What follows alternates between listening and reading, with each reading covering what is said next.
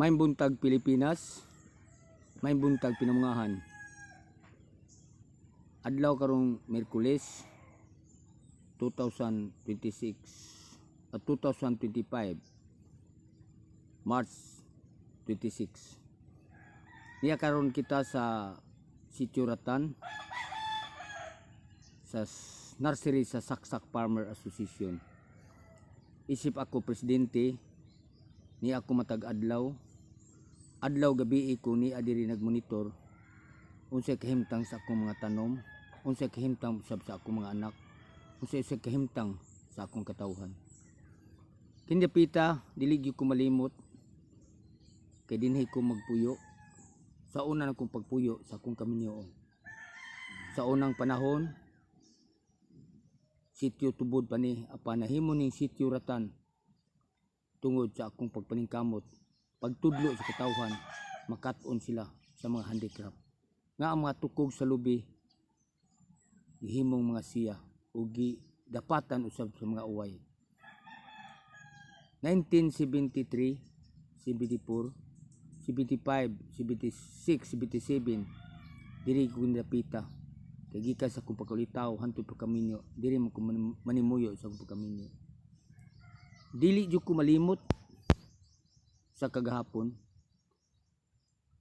nako diri ug unsay akong nabuhat, unsay akong nahatag nga kaayuhan sa akong magkaigsoonang kabus. Tingali sa kanta nagaingon, ang kalimot way gahom sa pagpapas ning tanan. Apan duna puday uban malimot siyang kagahapon. Nga ang kalimot di ay dili tanan nga ang kalimot way gahom. Duna puy panahon nga ang kalimot gamhanan, kaya malimot naman ang tao unsa iyang kagahapon. Maghandom ko diri sa akong kagahapon. 1977 diri ko manimuyo ug diri nagpuyo ko mag-uma, kabus nga mag-uma uban sa akong mga silingang kabus. Isod among kahimtang, layo among tubig, isod among panginabuhi. Way panginabuhian tungod kay among panginabuhi sama lang sa pag-uma nga uma nga wa gintay ayuda nga nadawat gikan sa gobyerno tungod kay among yuta diri limestone ug pansi na gyud. Usa mong mga pag-uma nga sayop nga pamaagi, nag-anam og kaupas ang kabukiran.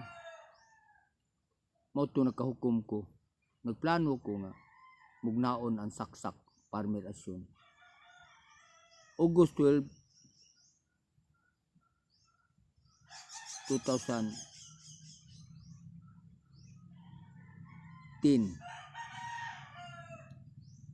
August 12, 2010.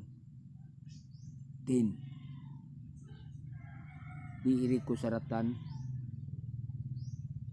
ug nabugna ko ug naumol ako ang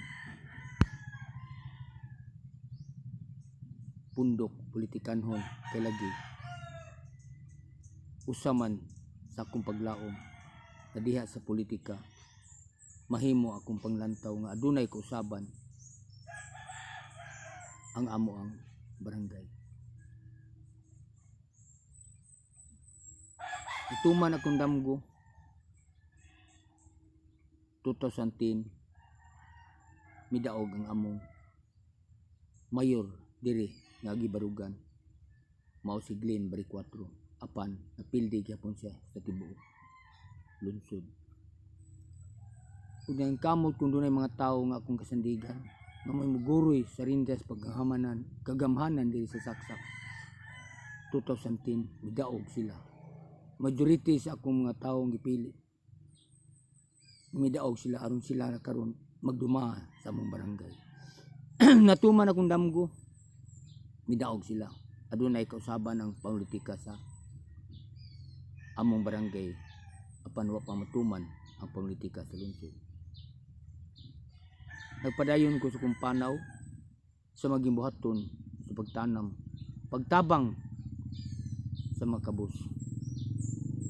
Mao to mga 2000 Wa ko malimot 2012 Google 12 nabugna ang Saksak Farmer Association diri sa Sitio Ratan. Akong giplano nga kini akong buhaton, kini akong mugnaon, makatabang kini sa kabus. Pagka 2013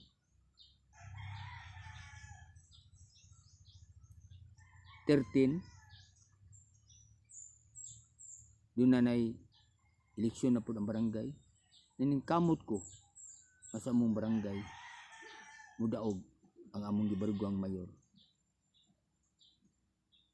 mao si Glenn Baricquatro. Natuman akong damgo kay nagtuo ko o naglaom ko na siya among taytayan, matuman among damgo kung makatabang ako sa mga kabus.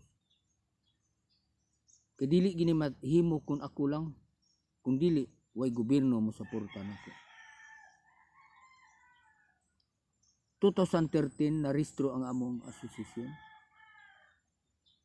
ug dayon natagaag project ang among asosasyon sa atong gobyerno 2014 nga gitawag kini og NGP, National Greening Program. Gikan adto na arang-arang among panginabuhi kay duna na may mga trabaho pinaagis pagsidling o pagpananom. Gikan adto na labay mga tuigan, nihangyo ko sa kadagkuan sa dinar nga katabangan unta among panubigan kay diring dapita lisod gayud ang tubig. Doon na magitubig ang Pinungot District, miabot diri apan dili ka serbisyo tanan. Maadlaw walay agas, magabii mo agas. Lisod among kahimtang.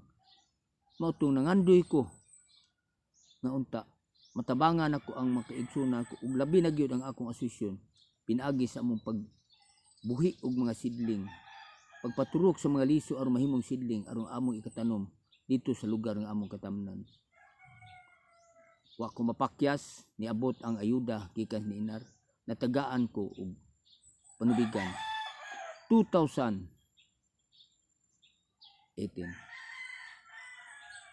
Nag-agas ang tubig gikan sa tangob ngari sa Saksak, mukabat og 25,000 metros ug upat man ang akong nahatag nga panubigan, hose nga gikan sa tangob nahimong 20,000 ka metros ang akong naistalar. Itabangan ko sa atong lokal nga kagamhanan, itabangan ko sa among mayor ug mga ayuda, pinansyal nga ayuda para matuman ang akong pangandoy. Itabangan ko sa DNR, itabangan ko sa lokal nga kagamhanan ug kami usab nga mga membro sa asosasyon nagtinabangay para lang gyud nga matuman akong damgo na ang tubig maabot diri na dili unta magbayad kay lagi aron makatabang sa akong makiugsang mag-uma, labi na gyud atong mga tawo nga nagbuhi og mga kahiyupan sama sa baboy. Karon hamugaway na ang among panubigan, abunda among tubig, doon na may tubig sa among asosasyon nga way bayad, doon na usay tubig nga gikan sa Pinamumuhan District na karon iya na sa Pramuter. Duha na among panubigan, dunay magbayad, doon na puy way bayad. Sa ato pa, natabangan gyud nako ang mag-uma na kong kabus nga mahamugaway ang ilang panggastos o panglihok-lihok para pag-atiman silang hayop ug sa ilang mga tanom. Apan naningkamot unta ako nga magpadayon kini. Apan maglisod ko tungod ako. Gawas pang kabus ko, nagkaanam na anam ug kawa akong kusog kay daran ako. Dili na ko makalihok, wa ko'y masugo. Apan ang tao dili iyon molihok kung dili na to kasulan kay gamiton man po nila sa inadlaw nilang panginahanglan. Inadlaw nilang panginahanglan sa ilang pamilya, mao na nga ako naningkamot ko nga kini matabangan. Naningkamot ko bisan silang kamatayon ako makatabang nag-edukar ko nila para lang gid unta sila matabangan. Dili ko gusto nga ang kabus musuon sa buhat sa mga adunahan. Bisan sa kamatayon magantos ang kabus kung dili siya moangkon nga siya kabus. Magantos siya kung siya musuon sa buhat sa mga adunahan. Sama pananglit atong kagahapon ni anhing Presidente Marcos. Namatay siya 30 ka tuig siya usa malubong. Gikan sa Presidente Cory Aquino, President Ramos, Estrada, Gloria Macapagal Arroyo, Noynoy Aquino, wa gyud siya malubong. Nalubong na siya panahon ni Presidente Duterte. Apan ang iyang pamilya nakalahutay sa pag-atiman sa iyang patayng lawas ang amahan kay sila adunahan. Pero ang kabus dili gyud makahimo ana. Mao tumihangyo ako sa katawhan, mihangyo ako sa punuan sa lungsod nga unta katabangan ang makabus bisan sa ilang kamatayon, dili lang sa ilang pagpakabuhi. Apan maglisod ko kay lagi ako dili opisyalis sa gobyerno. Nay mutabang nako, napoy dili, nay maminaw, napoy dili. Apan din ako kapamugos akong kaugalingon kay namiangkon ako og asa ko, og kinsa ko, og asa ra gyud ang akong level. Usa lang ko ka presidente sa pundok sa mag-umang kabus. Apan adunay pangandoy nga sila matabangan. Karon niya naman punta sa panahon sa eleksyon ang pagpili. Ang Saksak Farmer Association wala gyoy gibarugan nga partido. Apan may katungod kami mo pili kung kinsa among pilion. Tungod kay ang atong asosasyon ug atong kalibutan demokrasya sa pagpili. Demokrasya sa pagsulti. Musulti unsay sayop, unsay sakto. Apan di makapugos kung tuhuan sa tao kay kini demokrasya man. Sama gihapon sa mga kabus. Ang kahimtang sa kabus dakog kalahian sa kahimtang sa usa ka adunahan.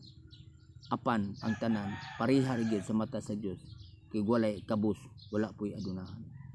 Dili mahitabo nga ang punuan sa lungsod ug sa atong nasod nga mahimo silang punuan nga labaw kung wala ang mga ubos. Wala ang katawhan nga mohatag nila gahom nga sila mahimutang sila ng posisyon. Apan manghinaot unta ko nga katong mga tao nga among gitabangan, katong mga tao nga tuwa sa babaw tungod sa pag-isa sa katawhan, magbuhat siya, magpanday sa mga balaod nga unta makatabang sa mga kabus.